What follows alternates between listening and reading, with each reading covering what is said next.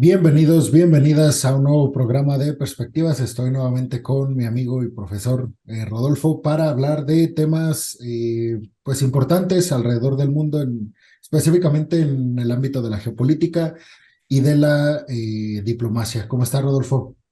Hola Alejandro, muy bien. Bien, bien, gracias.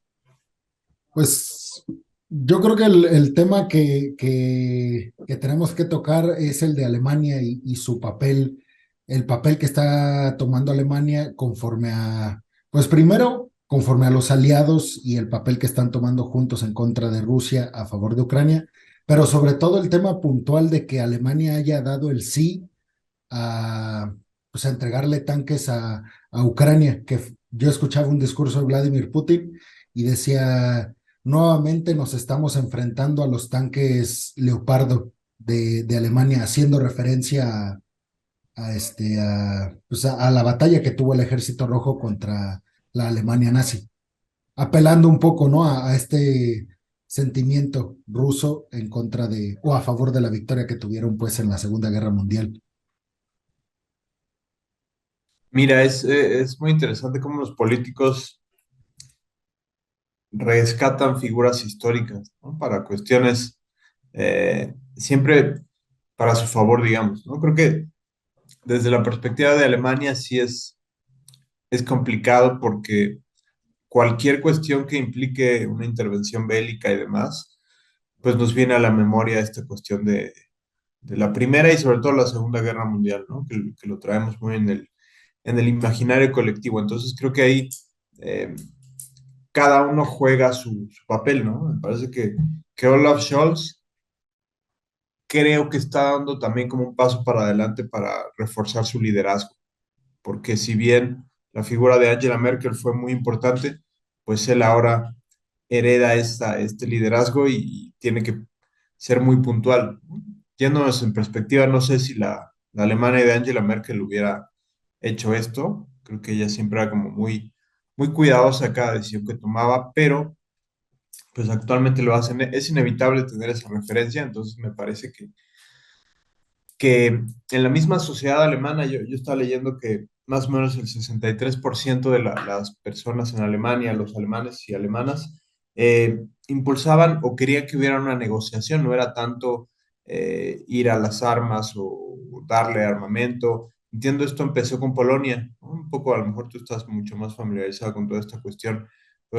Empezaron esta cuestión de que Polonia iba a mandar los tanques, Alemania tenía que dar este permiso porque era una reexportación, entonces, pues creo que Alemania, no solo el primer ministro, sino todo el gabinete ha estado como muy abierto a hacer esto. Entonces, me parece que si bien ya no es la Alemania nazi ni toda esta cuestión que se vivió a mediados del siglo pasado, pero siempre está como esta alerta de cuando Alemania se arma, algo complicado puede pasar. Y creo que yo también en la semana veía ahí algunas cuestiones de Stalin, un par de documentales y demás, y también ves la figura de alguien como Stalin que el mismo Lenin decía, ¿no? Pues es que es alguien como muy agresivo para que tome el poder, al final lo tomó, entonces, cómo estas figuras históricas sí marcan mucho una nación, y me parece que va a ser interesante ver cómo se va desarrollando este tema de los tanques. Pues fíjate que sí, justamente empezó con Polonia, pues, ya lo platicábamos el programa pasado de cómo Polonia pues, es como uno de los países más preocupados y ocupados en el tema de Rusia a favor de Ucrania, sobre todo teniendo en cuenta que es el primer país fronterizo, digamos, la cabeza de la OTAN en este conflicto, que aunque todavía, digamos, concretamente no ha entrado la OTAN, pues a Polonia le preocupa estar ahí al lado del conflicto, estando tan cerca. Pero bueno, yo revisando las noticias desde que comenzó la invasión, me parece que la presión era tanta para Alemania para que tomara un papel más protagónico, específicamente Olaf Scholz, y me parece que aguantó mucho tiempo, porque, o sea, prácticamente un año, casi un año desde que comenzó la invasión y que Estados Unidos principalmente estaba presionando a Alemania como para que tomara el liderato del bloque europeo, para ayudar a Ucrania. Se tardó mucho Olaf Scholz y si bien eso le trajo muchas críticas internas en Alemania, también le trajo muchos halagos, porque decían, bueno, finalmente ha mantenido, a pesar de tanta presión de los Estados Unidos, ha mantenido la postura alemana, digamos, tradicional e históricamente que se venía manejando con Angela Merkel, de sí abogando principalmente por el diálogo. De hecho, en la semana estaba viendo que Olaf Scholz bueno, que es el único actualmente que tiene contacto directo con Vladimir Putin, pues por llamadas y llamadas virtuales.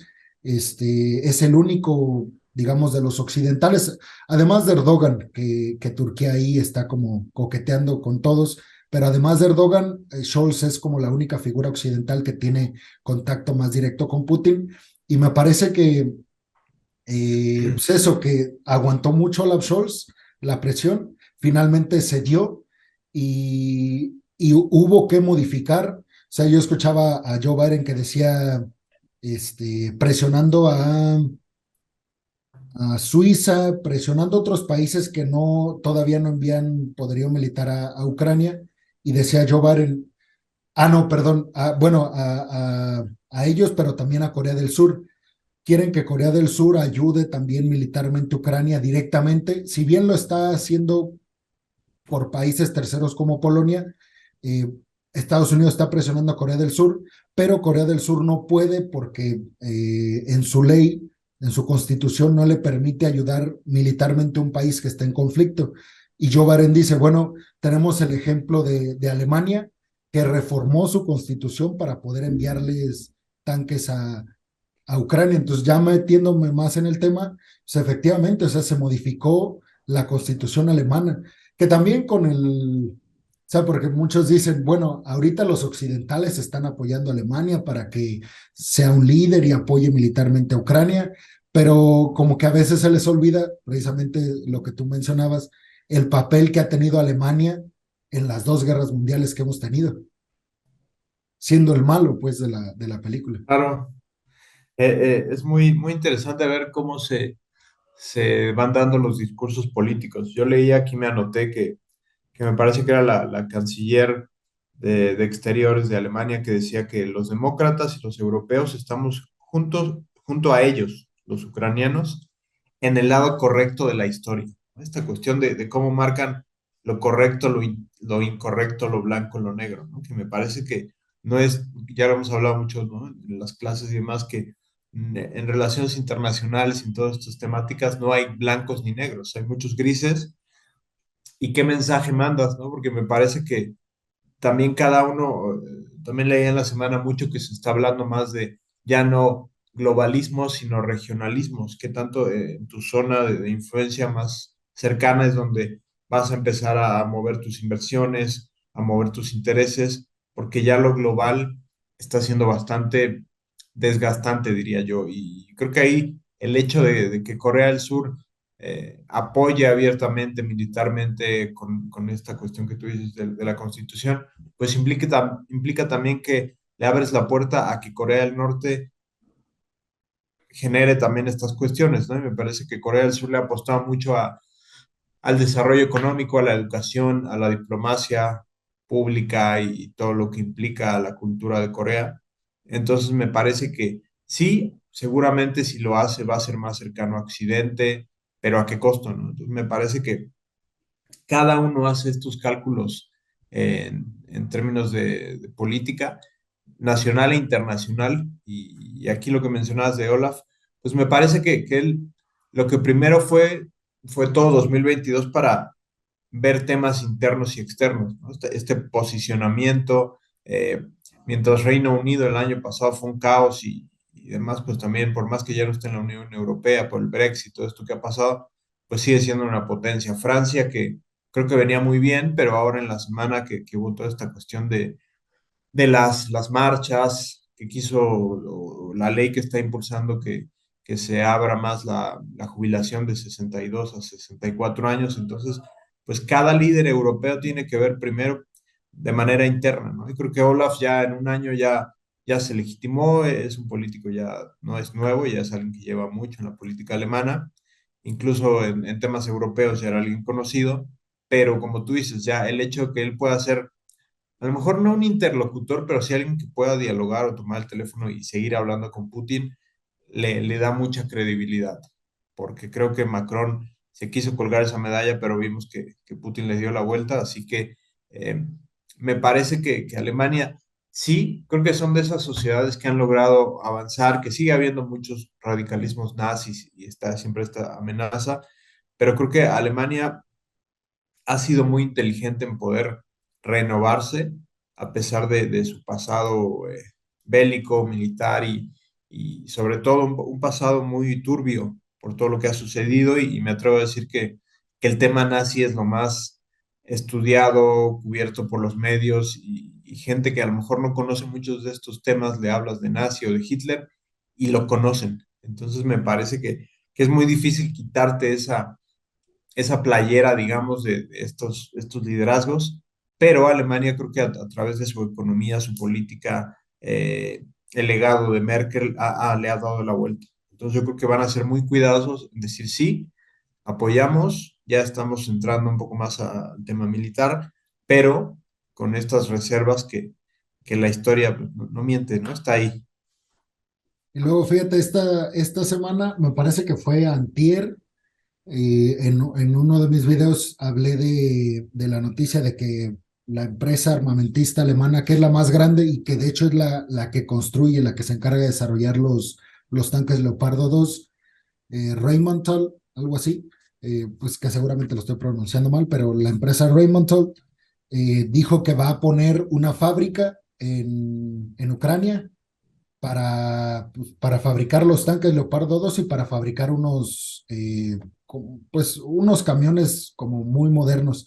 Entonces decía la empresa que ya había tenido contacto con Zelensky, pero que no querían ponerla allá, pues por el riesgo que eso tendría, porque Rusia pues con un misil la destruye. Entonces hablaba el director de esta empresa y decía que ya el gobierno alemán se comprometió o sea, ya le dio luz verde al gobierno alemán de Olaf Scholz y además les dijo que les va a poner sistemas de defensa aérea de los Patriot y dice que alrededor para que pues, evitar que Rusia la destruya. Entonces, yo cuando leí esta noticia sí me impacté mucho porque, no sé, como que puedes escuchar eso de Boeing o de cualquier empresa armamentista estadounidense y como que no te extraña, pero escucharlo de una empresa alemana, que además la industria armamentista alemana, precisamente en la Segunda Guerra Mundial, fue como fue bastante halagada por la gran capacidad de producción que tenía, que de hecho muchos dicen que Hitler no cayó mucho antes gracias a la industria armamentista en Alemania. Entonces, este tema de migrar fábricas de Occidente, de poderío militar de Occidente a Ucrania, supuestamente dice el director que eso ayudará a la economía de Ucrania y que además pues les van a poder entregar tanques más fácilmente y más rápido. Eso por un lado. Y también te quería comentar que no sé si escuchaste una entrevista que le hicieron a Angela Merkel, no sé, hace como 2 meses, entrando el año. Y en esta entrevista, no sé si fue la Deutsche Welle o el Der Spiegel, este como diario alemán, y en esta entrevista le preguntan que como ella fue como parte importante de los acuerdos de Minsk, cuando pasó el conflicto en 2014, dice Angela Merkel, pues es que lo que nosotros hicimos fue llegar a un acuerdo con Rusia, eh, y darle tiempo a Ucrania para que modernizara su ejército y para que tuviera como lazos más cercanos con Occidente, para que de alguna forma tuvieran una estructura democrática más fuerte y erradicar un poco la corrupción que era tan grande o que es tan grande en Ucrania. Y inmediatamente Vladimir Putin se pronunció al respecto y dijo pues que le parecía increíble que pues, él estaba sentado en la mesa pensando que Alemania, en este caso Angela Merkel, estaba pensando en una paz perpetua en Ucrania. Y dice Putin, lo que no sabía es que por mismas palabras que dijo Angela Merkel. Lo que no sabía es que solamente me estaban dando un acuerdo porque querían comprar tiempo para armar a Ucrania. Entonces, este tema de armar a Ucrania y del papel que está tomando Alemania, me parece a mí que podría ser un parteaguas en próximos conflictos en el futuro. O sea, hoy estamos diciendo, qué bien que Alemania está modernizando su ejército y qué bien que está ayudando a Francia. Perdón, sí, que Alemania está modernizando su ejército y que está ayudando a Francia como para, para tener ejércitos fuertes en la Unión Europea. Pero la pregunta es, ¿qué tal si después llega un extremista a la presidencia de Alemania y ya no está tan de acuerdo de estar del lado correcto de la historia, como decía Annalena Baerbock? Claro, y creo que es muy interesante ver cómo las perspectivas van cambiando, ¿no? Y los tiempos cambian y se mantiene la cuestión de que las guerras siempre reactivan las economías. Es una realidad porque tú hablas ahí de la industria armamentista y demás, y a fin de cuentas la empresa va a buscar capital y la empresa va a buscar ganancias. Entonces me parece que más allá de que sí puedan hablar que es para reforzar a Ucrania o apoyar al pueblo ucraniano, pues estoy seguro que las ventajas en temas de impuestos, en terrenos y demás, están siendo muy atractivas y las empresas, pues a fin de cuentas van a buscar eso, ¿no? Van a buscar un, eh, una ganancia, obviamente, pues no se van a ir al lugar que les cobre más impuestos o donde tengan menores ganancias, sino al contrario, van a ver la forma de optimizar sus ganancias. Y por otro lado, los gobiernos, pues efectivamente le apuestan cada vez más al poder duro, al tema de la economía, a la milicia, y no van a, me parece que efectivamente con esto estamos viendo que los estados cada vez se arman más, le apuestan más al tema militar, y esta lado que vuelven. Me parece que ya no nos podemos, a partir de la pandemia, la figura del Estado-Nación se retoma y esta cuestión del control social por un tema así de salud, pero ahora estamos viendo el control a partir de la milicia. Y efectivamente, si bien hay un discurso sobre economía verde y sobre toda esta cuestión del cambio climático y demás, pero pues yo no veo que los gobiernos estén buscando también que se reduzca su armamentismo, ¿no? Sino al contrario, como tú lo estás diciendo, cada vez más ejércitos se arman más y no solo son los malos, entre comillas, ¿no? China, Rusia, Corea del Norte, sino también vamos observando en otros polos. Y efectivamente, pues como fue en su momento en la Guerra Fría, ¿no? Que había polos de zonas calientes donde había estas guerras.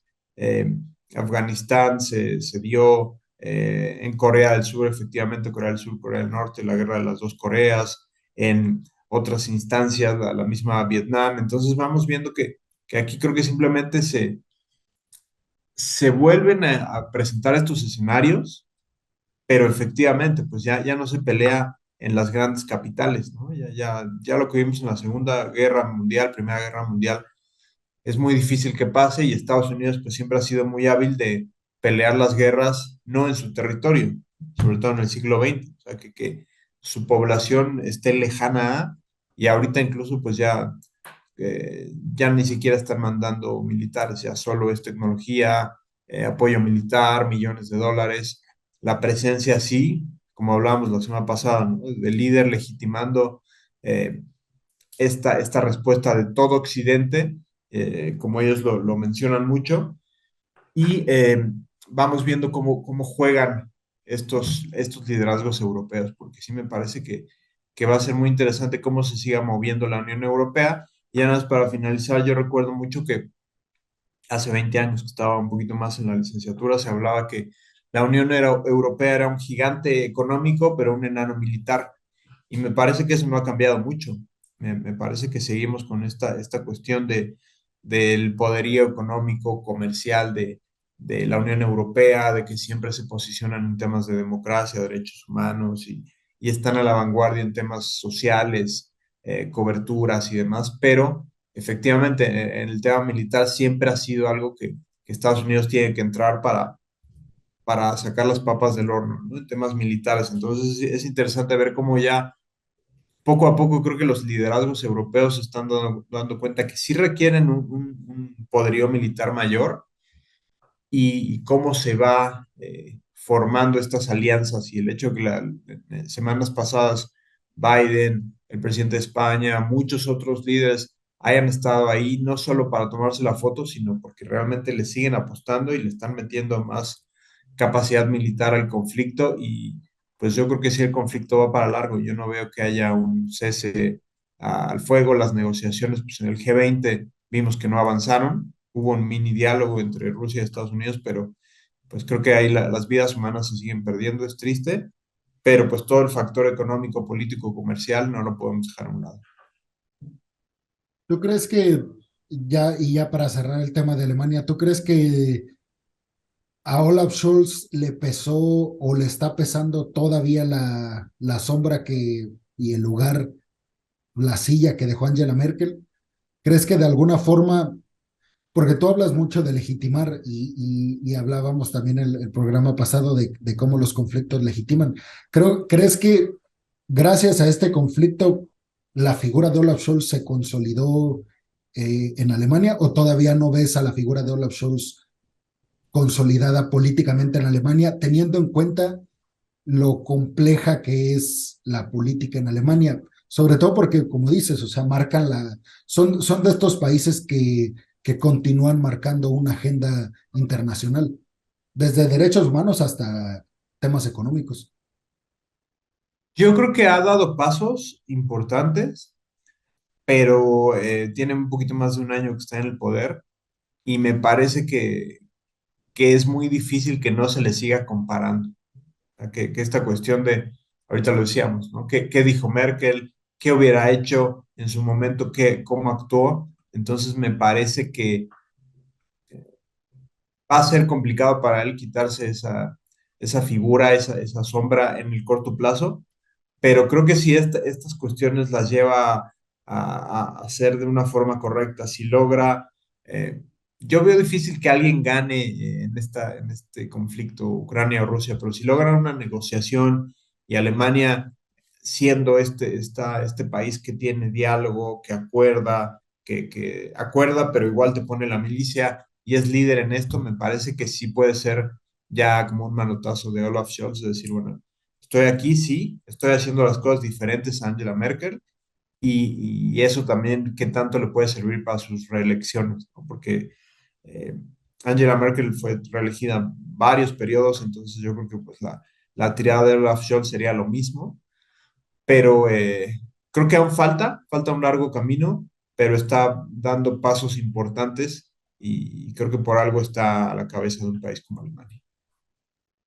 Sí, justamente ahorita yo estaba viendo la aceptación que tiene Olaf Scholz, vi inclusive que Alemania creció 1,9% el año pasado, o sea, a pesar de todo, de la crisis energética, económica, pues por el conflicto, venían saliendo de la pandemia, todo eso, a pesar de todas estas cuestiones, Alemania creció 1,9% y además está ya construyendo estaciones para recibir gas natural licuado. O sea, me parece que si bien sí se ve un poco lento o se ve que va para largo esa transición de desconectarse de Rusia, económica, más bien energéticamente hablando, me parece que Olaf Scholz sí ha terminado, como que el tiempo le ha dado la razón en muchas cosas por las que apostó y que muchas personas decían, no, pues esto va a ser su acabose político.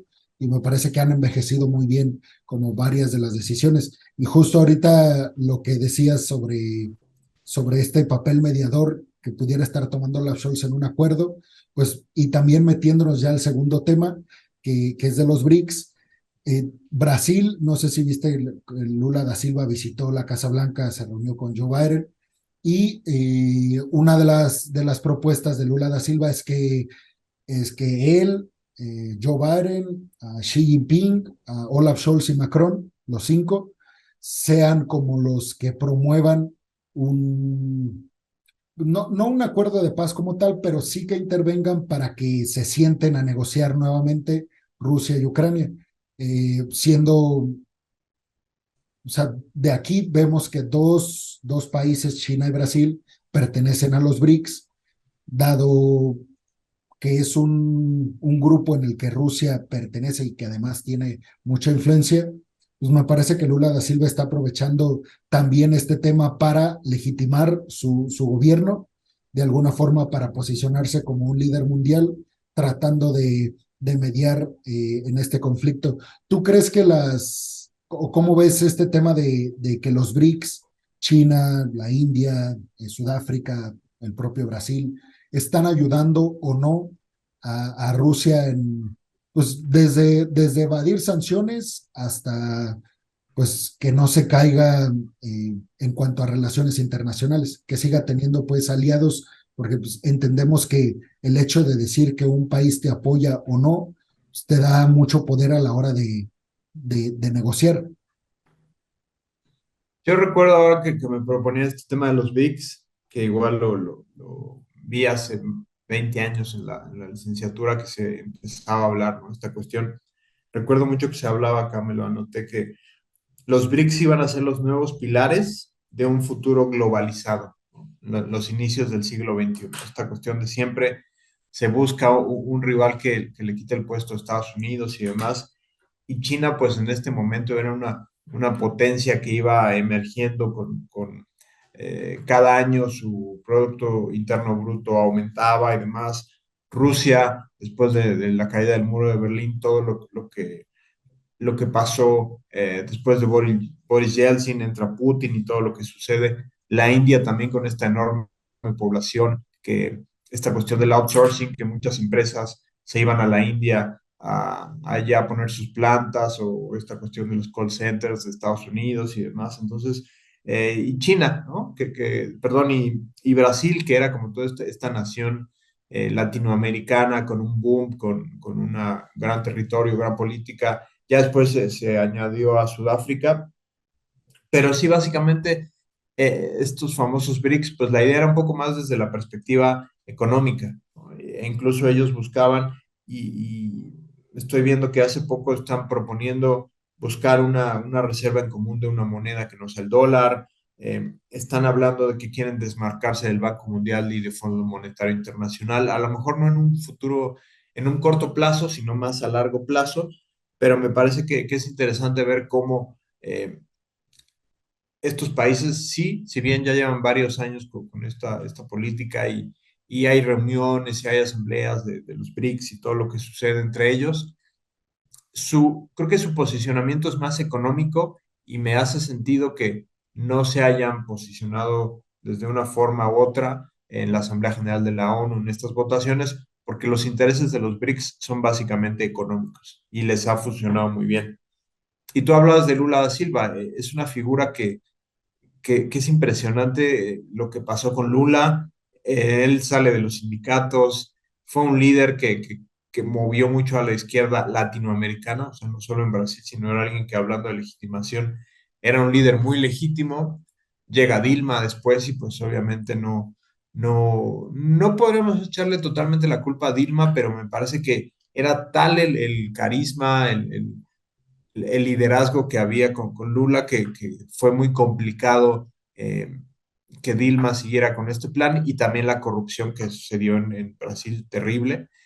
Pero Lula logró los Juegos Olímpicos, el Mundial, que no es una cosa menor, sino esta cuestión de, como ya Rusia lo tuvo en 2018, China anteriormente, el decir, bueno, me presento al mundo, soy una nación poderosa. Pero yo recuerdo que igual que hace 20, 25 años, siempre estaba México, Brasil como peleando los liderazgos latinoamericanos, pero Brasil tuvo mucho mayor presencia en foros internacionales, logró también inversiones extranjeras en su país. Entonces creo que hizo como un muy buen liderazgo, pero llega Dilma, se cae un poco esto, y luego Bolsonaro, que me parece que termina por dilapidar todo lo que podían haber hecho los brasileños, y con un discurso radical, muy de ultraderecha, muy militar, muy en contra de todo, de la diversidad de género, del mismo coronavirus. O sea, era un tipo nefasto, ¿no? Entonces me parece que Lula logra otra vez posicionar a Brasil en el escenario internacional. Es un tipo muy hábil, efectivamente. De igual forma que va a la Casa Blanca, pues no se pelea con Rusia, busca acuerdos, está lanzando como todas estas cuestiones de la paz. Entonces yo también no dudaría que Lula sea la figura también que se firmen a lo mejor los acuerdos de paz en Río de Janeiro, ¿no? En Sao Paulo, no sé, porque me parece que es alguien que es muy inteligente, que sabe mucho de política interna e internacional. Entonces creo que va a ser alguien que va a poder tener este poderío. Y creo que no estaríamos hablando de los BRICS si no estuviera ahí China, ¿no? Porque China es una potencia que ahí también documentándome mucho estas más sobre el tema, leía que China es un país que nunca tiene prisa. Y me hizo mucho sentido esta frase porque efectivamente, ¿no? Mientras eh, hay declaraciones y los estadounidenses derriban estos globos chinos y están como muy proactivos y Occidente y demás y Putin, China va ahí, ¿no? O sea, como que va solito, no, sí, hace unas semanas, unos días fue la asamblea ya del partido comunista en China y toda esta figura de Xi Jinping que cada vez está más empoderado y ves las imágenes y es impresionante todo el culto también a la figura que sigue habiendo de este personaje. Entonces, para Cero, ir, para ir cerrando tuvo, y dime, sí, dime. sí. No, No, no, dime, nada dime. más, no, nada más te iba a decir que tuvo 0 votos en contra de que se reeligiera su tercer mandato. Exacto, ¿no? Entonces, es impresionante ahí a ese dato y vamos viendo esta cuestión de podemos cuestionar, creo que sí, muchos conceptos que China tiene en cuanto a democracia, derechos humanos y demás, pero es una nación que avanza, que tiene un proyecto de nación y me parece que yo lo digo desde mi mexicaneidad, que esté quien esté, yo no veo un proyecto de nación nunca en México. Pero más allá de que así a mí me molesta mucho esta cuestión de la persecución a los periodistas, que no haya libertad, que haya artistas como este artista chino tan famoso que Ai Weiwei, que está exiliado por ser un perseguido político. Entonces, sí, son esas disparidades que no cuadran, pero el país avanza, ¿no? Me parece que esta cuestión de poder construir un hospital en días tras la pandemia, ahí estás viendo como todo el músculo de China. Entonces, me parece que para ir cerrando, pues India, obviamente con Narendra Modi y demás, todos estos liderazgos que me parece que también ahí vemos que es gente que es muy pragmática. O sea, Lula también es un líder muy pragmático. Entonces, me parece que están siendo, no sé si inteligentes, pero están siendo fieles a la economía que los mueve en los BRICS, que básicamente es eso, ¿no? Es decir, no voy a meter en otras cosas, sigo adelante y básicamente siguen comerciando entre ellos, no rompen tampoco con Occidente, sino que estos países siguen de igual forma. Entonces, me parece que si bien hay declaraciones, coqueteos, cuestiones que se pueden hablar, la economía los mueve a estos países, esa es su interacción y me parece que eso se va a seguir fortaleciendo, haya o no haya guerra. Fíjate, yo investigando sobre los BRICS, me llamó mucho la atención que, o sea, fue un término acuñado no por los miembros de los BRICS, sino por un economista, Tim O'Neill, sí. Goldman Sachs, ¿sí? Sí, Jim Bueno, fue Jim O'Neill. O'Neill el que hizo como el término y demás, sí, este británico. O sea, como que de repente ves estos grandes términos que se popularizan tanto a niveles geopolíticos y no te, o sea, a mí no me hacía sentido creer que fue una propuesta de un académico, de un economista, que él veía estas economías emergentes, eh, a la India, a Brasil, a China y a Rusia, y los, digamos, las juntó él en un análisis que él hacía en una investigación, y su análisis llegó a tanto que a estos países no les pareció tan mala idea formar un bloque como, yo sí lo veo como un contrapeso directo del G7, o sea, como que es la competencia directa ok, acá tenemos al G7 con economías totalmente desarrolladas, básicamente con las economías que crean y producen el dinero que hay en el mundo, y después están los demás, que como bien dices, si bien sí ellos traen como un tinte más económico, como el hecho de desprenderse de alguna forma tanta dependencia que tienen del dólar para los intercambios internacionales, sobre todo entre ellos. A mí me parece que también cada vez más y tal vez por promoción de Rusia, se están metiendo en temas militares, en temas bélicos. Recientemente terminaron unos ejercicios militares como a gran escala marítimos en Sudáfrica y participó China y Rusia. Entonces, como Estados Unidos como que trató por todos los medios posibles convencer a Sudáfrica de que no fuera el anfitrión de estos ejercicios militares navales. Y bueno, Sudáfrica dijo, no, pues yo soy amigo de todos y no, yo no tengo enemigos en absolutamente ningún lado, ni soy enemigo de Estados Unidos, ni tampoco de Rusia, pero digamos que metiéndonos un poco a la parte histórica, que a veces se nos olvida, pues sí dices, ok, por eso los sudafricanos pues, están más pegados, son más cercanos a Rusia y a China, porque pues, básicamente Estados Unidos en algún momento apoyó el apartheid en Sudáfrica, o sea, fue de estos países que legitimó al gobierno que en turno en Sudáfrica, que estaba como auspiciando, promoviendo el apartheid, y de alguna forma esta figura de los que luchaban para acabar con el apartheid, muy apoyados por Rusia. Entonces, estas cuestiones históricas que a veces se nos van como del mapa, pero yo sí creo que, tal vez silenciosamente, pero sí creo que se van aliando cada vez más en términos militares y al mismo tiempo yo también creo que no están ayudando, o sea, respondiendo a la pregunta que nos hacíamos al principio, yo no creo que están ayudando a Rusia directamente, o sea, me parece que no es el objetivo de ningún miembro de los BRICS. Me parece más bien que lo están ayudando indirectamente porque ellos buscan el bienestar económico propio. O sea, buscan energéticos más baratos, buscan poderío militar más barato, y me parece que eso lo tiene Rusia ahora, que ya no tiene tantos clientes en temas energéticos y militares como sí los tenía antes de la invasión. Claro, tienen que diversificar mucho, ¿no? Eso creo que sí es fundamental. Esta cuestión de la diversificación, aquí lo vemos en México, ¿no? Cuando sucede algo, sobre todo en Michoacán, cuando hay un tema ahí, al parecer, de violencia, de amenaza hacia alguna gente en Estados Unidos, aquí en México, se paran las exportaciones de aguacate y los aguacateros dicen, bueno, ¿y a dónde mando ahora mi aguacate? Lo tengo acá parado, millones de dólares que se pierden al día y el tema es eso, que cada nación tiene que buscar esta diversificación que tanto se habla, pero es una realidad. Y acotando ahí, efectivamente, Jim O'Neill era en ese momento parte del grupo financiero Goldman Sachs, tan famoso. Entonces, es muy interesante ver cómo tú mencionas esto, de que efectivamente un concepto económico arrastra temas geopolíticos, de diplomacia, de relaciones internacionales y se materializa El peso del discurso, ¿no?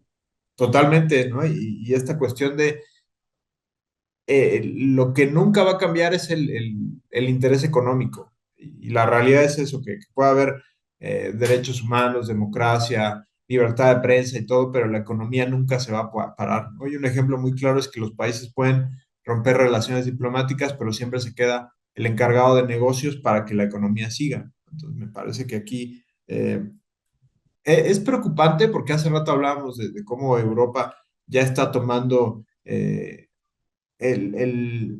control militar o está dándose cuenta que no puede no ser un poderío militar. Acá hablas de los BRICS y también tú ves esta visualización que también poco a poco se están armando. Entonces, estamos viendo que el mundo otra vez se vuelve a armar, ¿no? De una forma u otra.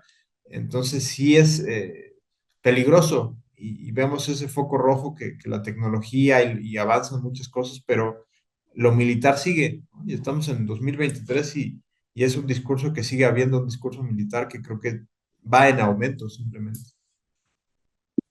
Bueno, y pues un poco para hablar para seguir en el tema de relaciones internacionales, geopolítica, pero aprovechando que es marzo, que es un mes que tiene mucha importancia con el tema de la equidad de género, con el tema de los derechos humanos, la igualdad entre hombres y mujeres, pues un tema que tú propusiste que me pareció muy interesante, el tema de la figura de la mujer las mujeres en la geopolítica, su influencia, que me parece se está por demás comprobada. Ahorita a bote pronto, pues sí, tal vez desde Margaret Thatcher, una figura demasiado fuerte en temas internacionales que tal vez marcó el inicio de lo que tenemos actualmente, un sistema abierto, ampliamente capitalista, voraz, con cada vez menos peso el Estado en las cuestiones de la sociedad, siendo más bien como un juez y no un juez y parte. Pero hasta figuras como las que ya hemos abordado aquí, Angela Merkel, por supuesto, en Alemania, Sanna Marin, la primera ministra de Finlandia, está Ursula von der Leyen, la presidenta de la Comisión Europea, está también Giorgia Meloni ahora en Italia, casi llega Marianne Le Pen en Francia. Me parece que Kamala Harris, como hablábamos también en el video pasado, no fue una figura que cuajó, no fue una figura que terminó por consolidarse, pero me parece que la agenda va hacia allá, o sea, nos damos cuenta de que muchas mujeres que están en puestos importantes internacionalmente hablando, no solamente demuestran que son capaces, sino que son tan capaces o mejor, o que están mejor capacitadas de lo que lo han estado hombres políticos a lo largo de los años. Sí, creo que presentas muy bien el tema y efectivamente me, me parece importante que mencionemos el tema. Sí es importante hablar desde, yo no sé tú, pero yo desde mi total desconocimiento de temas de género, equidad, en lo absoluto soy especialista sobre esos temas, pero sí me llama la atención mucho el tema de cómo la mujer en el poder siempre está como más... hay más escrutinio, lo que hace bien, lo que hace mal, y en un entorno siempre de hombres, ¿no? Yo les recomiendo mucho un documental que hay de la DW, de la Deutsche Welle, sobre Angela Merkel, donde habla sobre su liderazgo, el paso que tuvo, que muchos ahí la describían como alguien pragmática y determinada, ¿no? Era esta cuestión de, se mostraba como alguien que imponía, que tenía una fuerza, pero no para imponer, sino para dialogar. O sea, me parece que yo sí la tengo como muy presente porque creo que ahí entre Barack Obama y ella han sido las figuras más importantes del siglo XXI en tema de diplomacia, relaciones internacionales, porque sobre todo a ella le tocaron periodos muy complicados, o sea, momentos muy álgidos de crisis económica, de crisis de migrantes, de la salida del Reino Unido, Brexit, pero creo que siempre fue alguien que mostró mucha inteligencia y paradójicamente ella viene desde el campo de la física. O sea, pensaríamos que a lo mejor trae tablas de temas. Lo mismo me parece Margaret Thatcher, que creo que tú conoces más el tema o el perfil de Margaret Thatcher, pero eh, que ahí te das cuenta que alguien que no estudió ciencia política o temas vinculados a este tema puede hacer las cosas y puede hacer las cosas muy bien. Me parece muy interesante cómo ella tuvo que enfrentarse a un mundo en el que estaba históricamente dominado por hombres, le tocaron coyunturas muy interesantes, la caída del muro de Berlín. Ella siempre fue, se le ubicaba, y me parece que hasta despectivamente, como la pupila de Helmut Kohl, como esta cuestión de, él fue su gran mentor, y poco a poco fue escalando puestos. Las imágenes que se veían de ella en fotos, en videos, pues una mujer así como inocente, siempre como que la veías incluso fuera de lugar en algunos puestos, pero poco a poco fue posicionándose y hay discursos que ella tiene que son impresionantes, ¿no? Entonces me parece que le ha tocado negociar con George W. Bush, con Obama, con Putin varias veces, que hubo ahí algunos desencuentros, pues porque me parece que alguien como Putin creo que no le debe ser muy agradable tener a una plática al tú por tú con una mujer que tenga ese poderío, ¿no? Entonces me parece que no es casual que ahora con Olaf sí haya llamadas y directamente este tema, ¿no? Pero me parece que sí es importante ubicar otra mujer, ahora que tú mencionabas otras mujeres, Madeleine Albright, esta secretaria de Estado con Bill Clinton, que también me parece que fue alguien que marcó un antes y un después. Ahí ella tiene un libro sobre fascismos muy interesante, entonces creo que Eh, Efectivamente, creo que cuando ya no estemos hablando de que es una novedad que haya una mujer en el poder, es que ya quizás creo que estaremos hablando de equidad, ¿no? Pero ya ya incluso por ahí escuchaba ahí, siempre que veo tu figura de Trump, me acuerdo de Trump, que él dice que va a buscar una mujer para que sea su fórmula, ¿no? Como la vicepresidenta. Vamos a ver a quién escoge, si es que se da, pero ahí estamos dando, incluso muchos se burlaban que decían, bueno, es que la relación que ella tiene con las mujeres es más económica, ¿no? Sus esposas, toda esta cuestión muy negativa que siempre ha hecho Trump hacia las mujeres y esta cuestión, y dices, bueno, ya está la presión social que un tipo como Trump está considerando esto, ¿no? Entonces, me parece que, reitero, creo que nos falta muchísimo por avanzar en estos temas, pero cuando ya no sea una novedad que la mujer esté en estos puestos, creo que es que ya es que estamos avanzando realmente en la dirección adecuada. De hecho, ahorita que mencionabas el tema de que sí a las mujeres están como más en el escrutinio público de ver que a lo mejor es más permisible ciertos errores en una figura masculina liderando un país que en una femenina. Y justamente en cuanto lo mencionaste, se me vino a la mente la figura de Jacinda Ardern, que no sé si la ubicas, la primera ministra de Nueva Zelanda, bueno, la ex primer ministra ya, que presentó su renuncia y ella argumentó, o sea, bueno, dijo, estoy cansada, ya no me da para seguir en este puesto. Y, y yo leí una nota de la BBC cuando se dio a conocer esta noticia, y ellos hablaban de que esta división de Jacinda Ardern y este discurso que dio apelando al cansancio, al desgaste que trae la política, le podía hacer mucho daño a los avances en equidad de género en la política internacional, porque decían, bueno, es que de aquí muchas corrientes que están en contra de la equidad de género se van a agarrar para decir que, bueno, al final de cuentas, por el tema que bueno, lo hablamos con Sonia, pero con el tema de lo femenino y todo lo que ello arrastra, el tema de ser madre, el tema de apelar a cuestiones que están más ligadas al hogar, al cuidado de las personas, de las que están a su alrededor, regresando a los niños. Y Jacinda Arden decía algo así, o sea, quiero dedicarme más a mi familia, quiero ser o sea, quiero ponerme atención en otra cosa que no sea en problemas sociales y políticos de mi país. Entonces, a mí me parece que sí se le juzgó de más tan solo por el hecho de pensar que eso le trae cosas negativas a lo femenino en la política internacional. O sea, a mí me parece que es inclusive representa mucha valentía el renunciar y el decir, ¿sabes qué?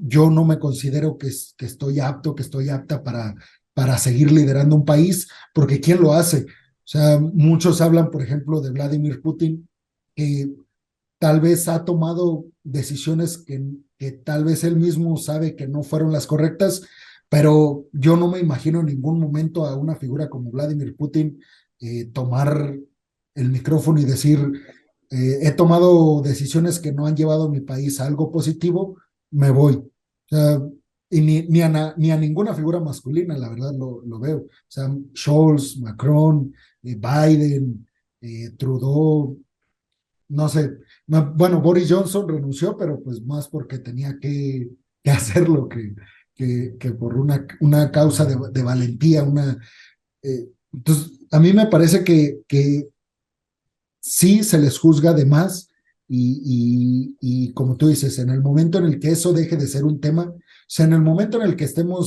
no estemos hablando como algo positivo el hecho de que haya mujeres en la política, me parece que va a ser un tema ya superado social y culturalmente. Ahora, centrándonos más, pues tú conoces más la figura de Angela Merkel, que yo sé que te apasiona mucho, y pues la verdad aquí no, es una figura política que a mí sí me parece que marcó todo un camino para la figura femenina en la política internacional, que me parece que además le tocó, como dices, enfrentarse a figuras políticas masculinas muy, pero muy fuertes, desde Putin hasta Trump, eh, pues Barack Obama, los que ya mencionaste, Bush, pero me parece que en Europa también le tocó todo este tema del Brexit. Entonces, fue una líder alemana que no solamente se mostró más que preparada para liderar un país como Alemania, sabiendo la importancia que tiene el pueblo alemán, sino que además lidió con personajes y figuras políticas y además con problemáticas sociales y políticas que a lo mejor muchos pensaban que no iba a tener el carácter para lograrlo. Así, recordando pues lo que decías ahorita, que Merkel, o sea, para nada parecía una figura como muy imponente y como de mucho carácter, siempre calmada. Parecía que hablaba únicamente en el momento adecuado y lo que se tenía que decir. Y sí, Me parece muy interesante porque creo que era alguien que siempre ponía esta cuestión de estabilidad en un momento de crisis. Recuerdo mucho su discurso cuando empezó la pandemia en Alemania, que nunca fue de maquillar y decir, bueno, va a ser algo momentáneo, no nos preocupemos, sino que sí decía, como lo fue en la Segunda Guerra Mundial, como fue en momentos como la caída del muro de Berlín, esto nos va a pegar a Alemania y tenemos que asumir nuestra responsabilidad como ciudadanos, ¿no? Y como ese hay muchos otros discursos. Entonces creo que sí, eh, es muy interesante ver, porque también lo vemos aquí en Latinoamérica, esos liderazgos que dices, bueno, en momento de crisis a veces el líder genera más polarización, más problemática, y no lo digo solamente por la coyuntura actual, sino muchas otras coyunturas en otros sexenios, sucede esto. Entonces me parece que sí creo que Angela Merkel reflejaba toda esta perspectiva, eh, no solo alemana, sino también europea, pero también global. O sea, me parece que sí ella logró coherencia, porque creo que en la política falta mucha coherencia y hubo cosas que sí se critican y obviamente como cualquier líder me parece que sí tomó decisiones a lo mejor incorrectas, pero eh, siempre creo que buscaba esta cuestión del diálogo, la diplomacia y, y era una cuestión de las fotos del G7 que tú mencionabas, pues siempre había cambios y ella era de las que se mantenía ahí, ¿no? Creo que Putin y ella fueron de las que más estuvieron en todos estos tipos de fotografías, todos o sea, cuando ves los líderes globales, siempre aparecen ellos, ¿no? Y sobre todo la transición, porque esta cuestión de también decir, sabes que ya, o sea, ya necesito dejar el poder, me parece fundamental. Y, y cuando hablamos de dictadores también, pues siempre son hombres, ¿no? Porque creo que a veces el tema de esta cuestión de estar en el poder ya trasciende, porque puedes llegar al poder y buscar, sí, a lo mejor un beneficio para tu ciudadanía, que tu país trascienda, pero ya cuando tus intereses personales trascienden y ya no ves más allá y ya no dejas que alguien más asuma esta figura, ahí es creo que cuando hay muchos peligros. y luego también vemos cómo apelando a estas figuras que marcaron un antes y un después en la política de ciertos países, pues como hablábamos de Olaf Scholz, que como que siempre va a tener esa sombra detrás de él, que es la de Angela Merkel, recordando lo que pasó con Liz Truss, que me parece que, o sea, muchos dicen es que ella terminó con su carrera política desde el momento en el que se empezó a comparar con Margaret Thatcher. Entonces vemos también que estas figuras que marcan un antes y un después, Angela Merkel, Margaret Thatcher, o sea, también tiene muchas repercusiones negativas para el que o para la que le sigue o para quienes después apelan a una figura así, dada la tanta carga positiva que dejó en ciertos países. Claro, y me parece que al hombre se le perdona más, ¿no? Porque lo que hablábamos de Lula, pues Lula se le acusó de corrupción, hubo muchas cuestiones ahí y ahora está en el poder otra vez. Yo no sé si Dilma siga en la esfera política de Brasil, pero me parece que yo no siento que ella va a volver a candidatarse en algún punto. O sea, me parece que también, creo que el caso de Reino Unido es un punto diferente, muy diferente, porque ahí las sociedades la sociedad y los medios presionan mucho, ¿no? Y me parece que Boris Johnson ya no le quedó de otra, pero tú que seguiste el tema, se mantenía y decía, y por más que toda la perspectiva era de, pues ya, o sea, me parece que ya tienes que dejarlo, seguía y seguía, entonces me parece que Y también ahí sigue, el y ego sigue, juega mucho, ¿no? y sigue, digo, la figura de Boris Johnson sigue. Claro, Digo, sí, va a buscar otra vez ser primer ministro y ahora inclusive se está hablando de que se ha candidatado para secretario general de la OTAN, que eso sería un golpazo mediático. claro, claro, claro, y me parece que ahí estamos viendo que la figura también, ¿qué tanto podríamos hablar de perseverancia o necedad? Que es una cuestión como Trump, el decir, bueno, ya perdiste las elecciones, todo lo que pasó en el enero 6 y demás, pero sigue ahí y sigue por esta cuestión de buscar candidatearse y ya otra vez pegarle a los mexicanos y buscar esta cuestión de decir, bueno, pues me parece que ya, ¿no? Creo que en próximos videos habrá que hablar de la carrera republicana, ¿no? Y con DeSantis y todo lo que está hablando, pero el tema es eso, ¿no? Es esta cuestión de volver a estas figuras masculinas de poder que tanto han hecho mucho daño a la humanidad, ¿no? Me parece que también creo que ahí es donde tenemos que ir renovando mentalidades y a la luz de estas figuras que creo que sí es importante analizarlas. Y bueno, ya para terminar, Rodolfo, te preguntaría, porque yo antes de que te haga la pregunta, te diría que no, pero ¿tú crees que la figura política de Kamala Harris está, o sea, todavía tiene futuro o ya es una figura que para los demócratas queda absolutamente descartada? No solamente pues para estas elecciones, obviamente que sí, pero ¿crees que es una figura ya descartada políticamente hablando para los demócratas en Estados Unidos para elecciones futuras? Yo no creo que se le descarte. Efectivamente, para esta ya creo que es algo que ya no cuajó y me parece que también tiene que ver con que se subestimó mucho a Biden. O sea, me parece que fue esta cuestión de, bueno, ya está viejito, ya no va a ser tan fuerte, ya le vamos a dar un periodo y después ya retomamos con Kamala o con alguien más, pero sigue ahí, ¿no? Y me parece que la figura de Kamala Harris va a seguir presente, también porque en los demócratas no hay un gran liderazgo. Sea, creo que en los demócratas y creo que a nivel internacional tenemos una crisis de liderazgos muy marcada, porque hace algunos años, hace incluso yo diría algunas décadas, había, yo recuerdo mucho el primer que ganó Obama con Hillary y Obama, fue una lucha durísima, que ya en algún punto, pues ya Hillary se dio, que a lo mejor ahí también qué tanto tiene que ver el tema de género y demás, pero pues después hicieron ahí la secretaria de Estado ella, ¿no? Entonces me parece que no se va a perder totalmente, no tanto por ella, sino porque en los demócratas no veo liderazgos tan marcados, ¿no? Podemos a lo mejor ubicar algunos, pero no como en años anteriores que había una baraja mucho más grande. Acá me parece que igual en los republicanos, o sea, los Tal vez liderazgos cada vez son más tristes. tal vez, bueno, dicen que si va Ron DeSantis por los republicanos, no iría Biden por los demócratas, sino iría Gavin Newsom, el gobernador de California. Pues Que yo sí digamos que es veo a como la Biden cara, fuerte, ¿eh? es como la cara joven de los demócratas, Claro, pero no se compara a la figura joven que es Ron DeSantis para los claro. republicanos.